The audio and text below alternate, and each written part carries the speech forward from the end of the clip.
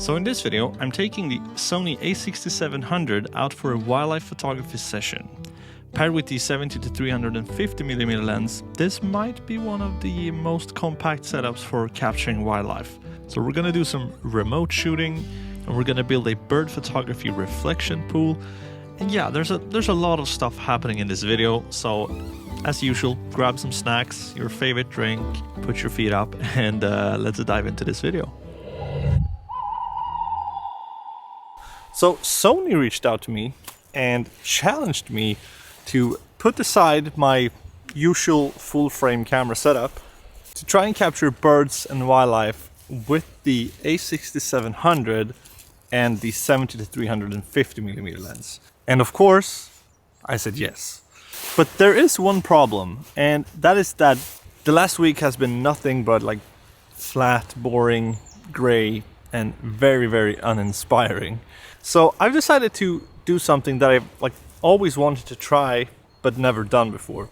So we're building a reflection pool. So if you're wondering what a reflection pool is, so it's basically a bird bath but designed specifically for photography. So when you place yourself with the right angle, you get this very nice mirror reflection to the birds and animals that come by to this little pond for either taking a quick bath or drinking and so on. And my plan is to somehow recreate a natural water source, so it kind of looks like something you would find in the wild. And for this project, I went to the city to do some shopping. So I ended up only needing to buy one single thing. So I bought this. It's some sort of tray for planting. Yeah, planting things. Pallkragar, as we say in Sweden. Planting tray. Here it says planting tray, that's true. Figured I have an old table that we don't really use, an outside table that I could use to put it on. Because then we're making sure that it's flat and it's supported, because this thing is pretty wobbly, as you can see, which is not ideal when we need to level it 100% leveled. So we just need to find a place where we have a good light and good background. That shouldn't be too hard. No, you're perfect. That ended up being way harder than we thought. And this is my friend Darek, by the way. So after a lot of back and forth trying to find a place, we came to the conclusion that sometimes it's just easier to, set it up and try. See if you get a feeling for it.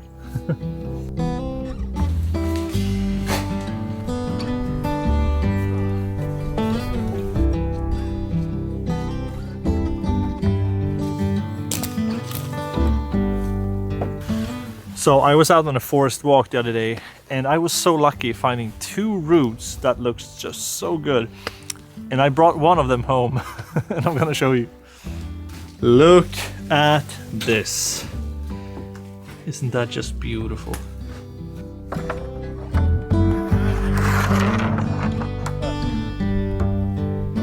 Look at stones and stuff. So after going back and forth, we decided to place the hide probably here. Sitting down, boom. And then you have the table right there. We get some nice background if they decide to perch on that stick.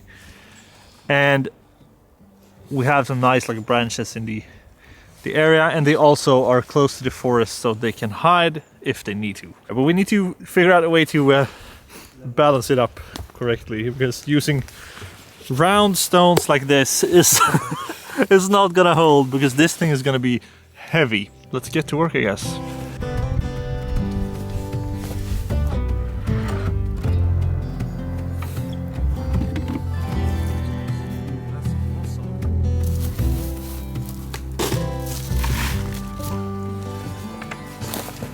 It's a pretty nice one. Yeah, looks nice.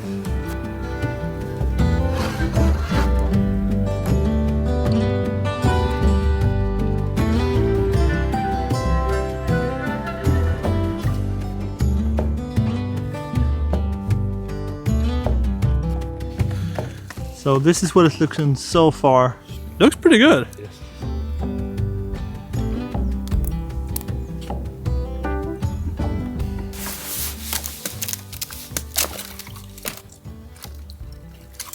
Ooh, that's a nice one.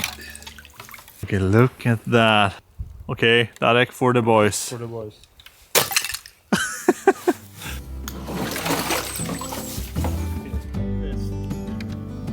Oh.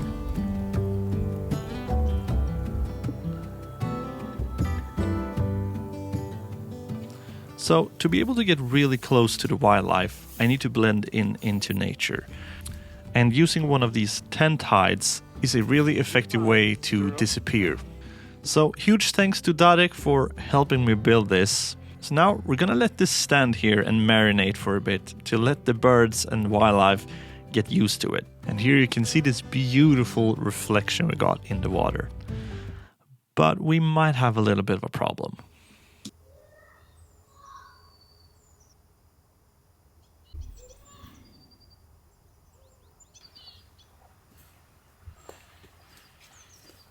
So, look at the squirrels. So cute. Yeah, good to know that they have been here. So now this has marinated here. It has been activity here, but something that I didn't plan for really was that it is frozen solid. So we will not get any like reflections or anything like that, unfortunately. But I'm thinking of maybe tomorrow morning put some warm water to kind of have some water at the surface that is not frozen yet.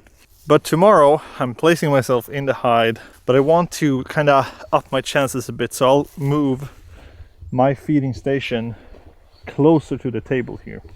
So hopefully the activity is as high as possible tomorrow morning. So the weather for tomorrow is looking very, very good.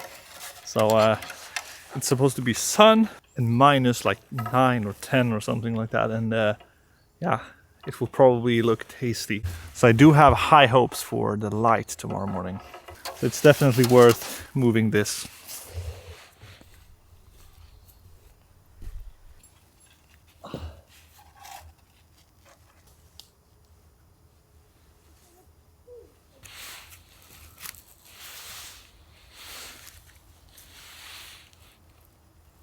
So it's time to prep the dinner or breakfast.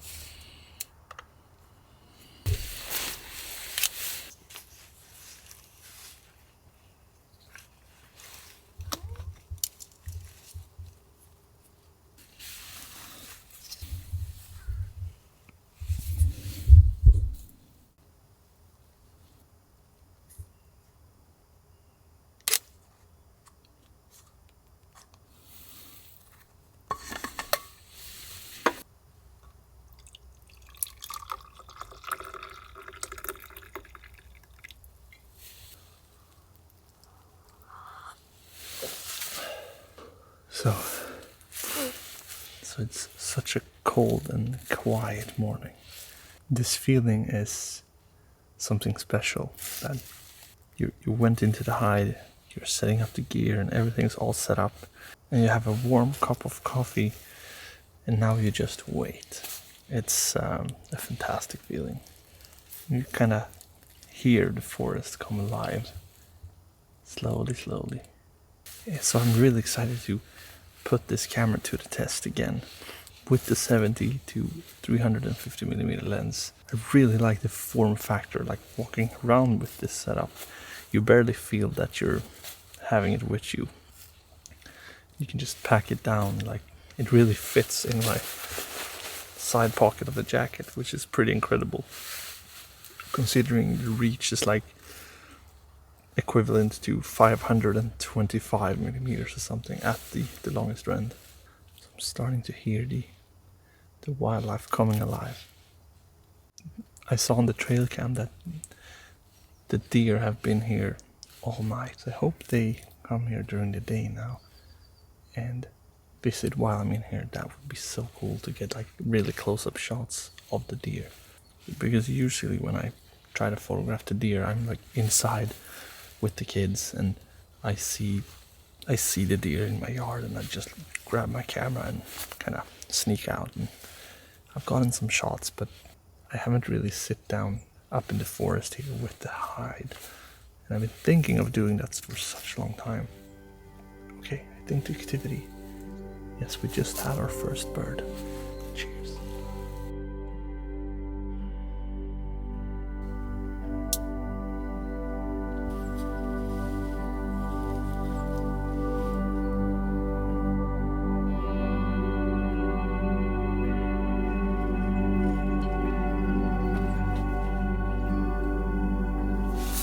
Love the soft light that is this time of the day. Now I'm just waiting for one of the birds to use my stick that I put up, because the light is just stunning.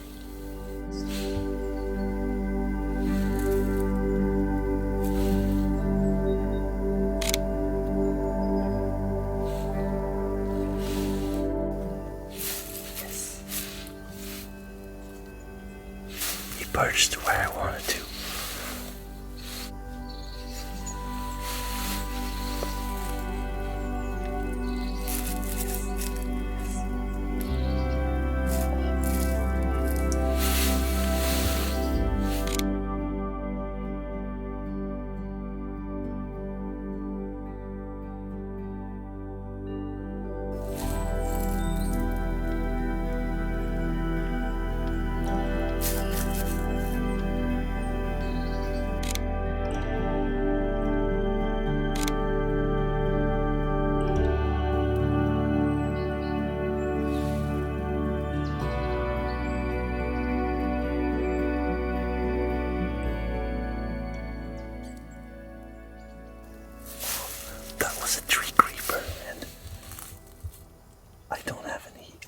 Shots of a tree creeper yet. That was fantastic. On that mossy tree as well. Wow. Okay, that was very nice. Okay, now the light is starting to be perfect. The sun is peeking through and we have, please, squirrels come. Please. Oh yes. What are the odds? He just appeared.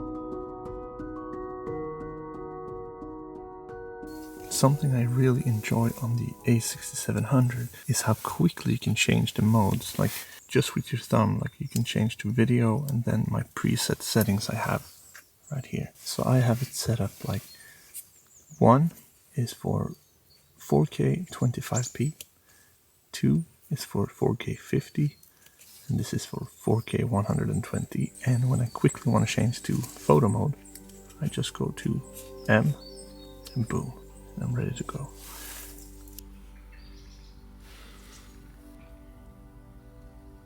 So something that I also really enjoy with the A6700 is that it comes packed with all of these features that normally just the more expensive full frame cameras has, like 4K 120 FPS. My A7 IV doesn't have that. Like the better autofocus systems and the dedicated AI chip, and yeah, it comes packed in this like very nice form factor that I really like, and I can pack it down when I'm traveling or when I want to photograph like wildlife somewhere, but like when I'm going on a trip with the family and we're not like there to shoot wildlife, but maybe I get a day off. This camera is perfect to bring, and with this lens as well, like it's really packable, and yeah, the quality I get out of it is actually very impressive, I think.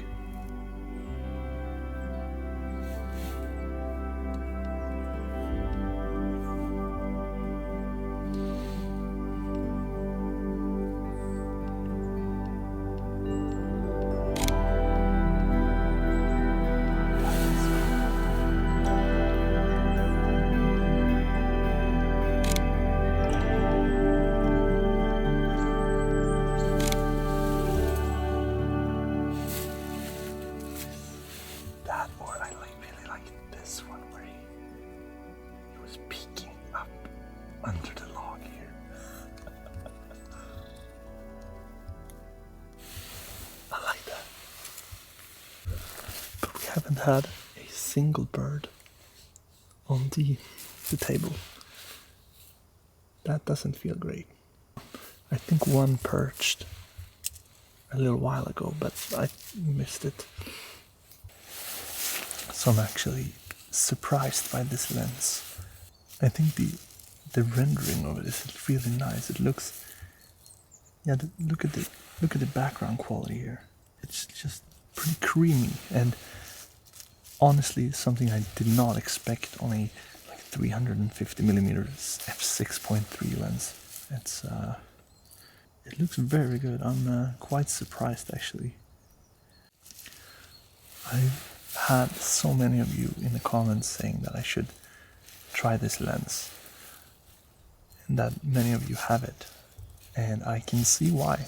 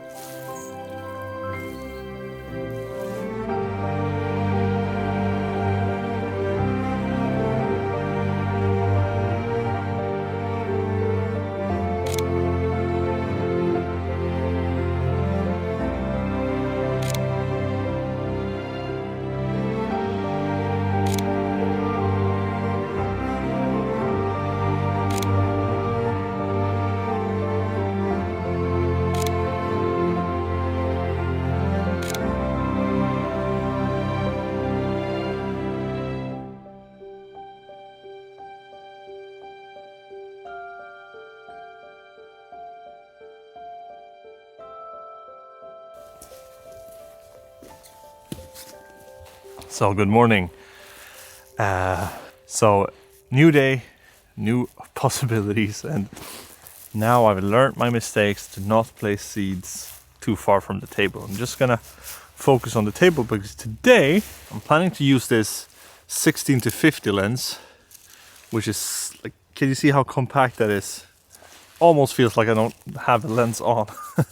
So this is a wider angle lens, and on this, since this is an aps-c camera, this is equivalent to approximately a 24 to 70. So my plan is to place this on the table, remotely shoot from the hide, and trigger the camera with a phone.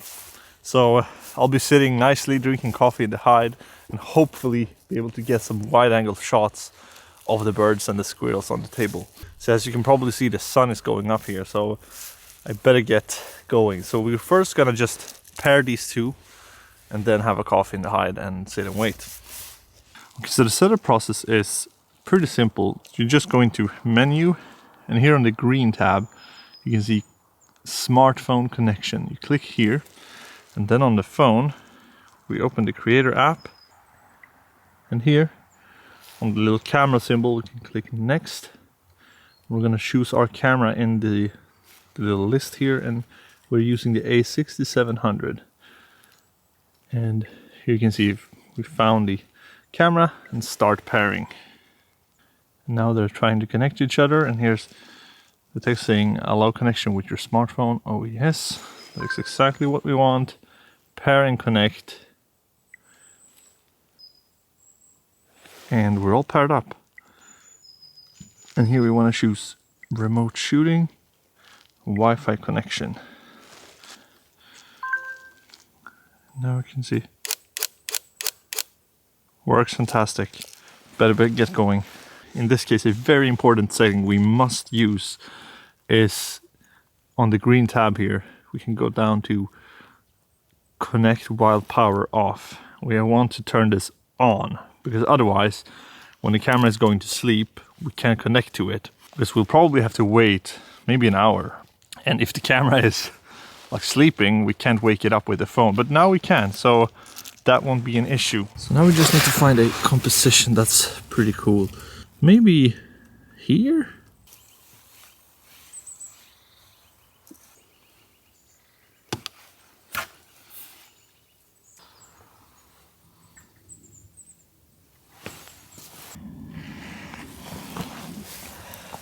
So I put seeds here and there, and also there. So let's go.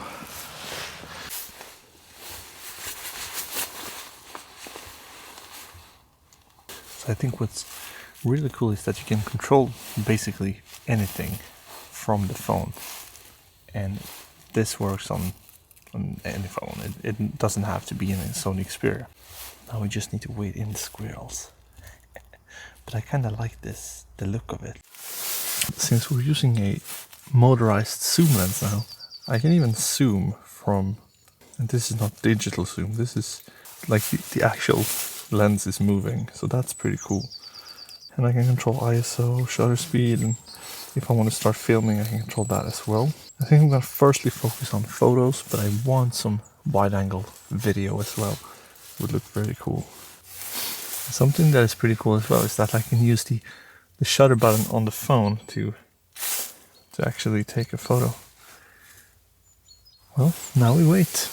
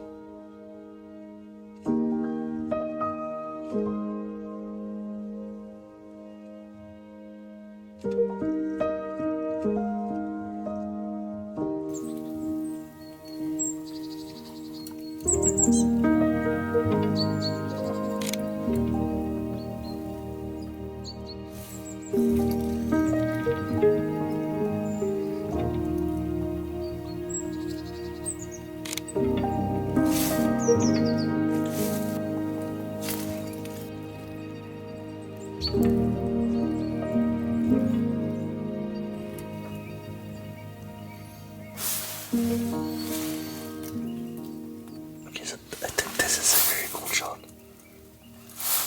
Look at the Nilsson sitting beautifully, and yeah, I like this.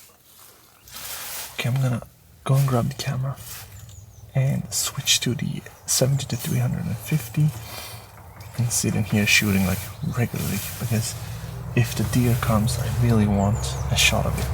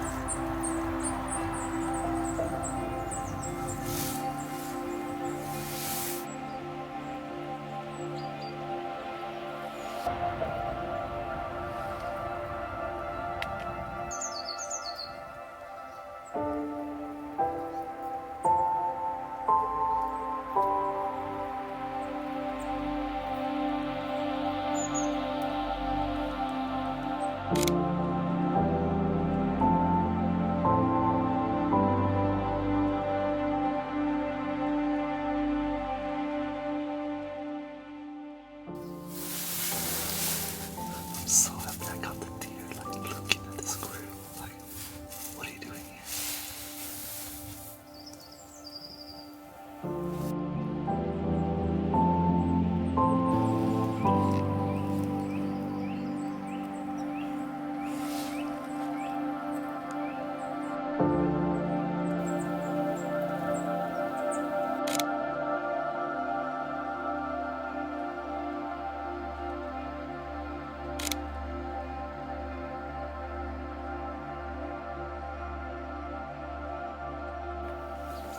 So after a very successful morning in the hide, it's time to get on with the day.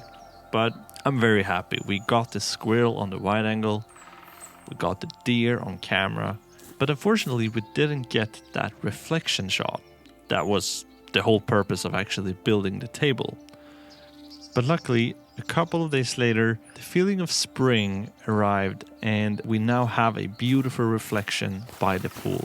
So I decided to put the camera on a tripod, plug in a power bank, and let it stand there for a whole day, recording in 4K 25p. So we're ending the video with what it captured. So thanks again to Sony for sponsoring this video. And if you want to try out the Creators app for yourself, I have a link down in the description where you can read more about it. And thank you so much for watching this far into the video. It's a long one, so I truly appreciate that. From me to you, here are some animals from the forest of Sweden. I'll see you in the next one. Bye.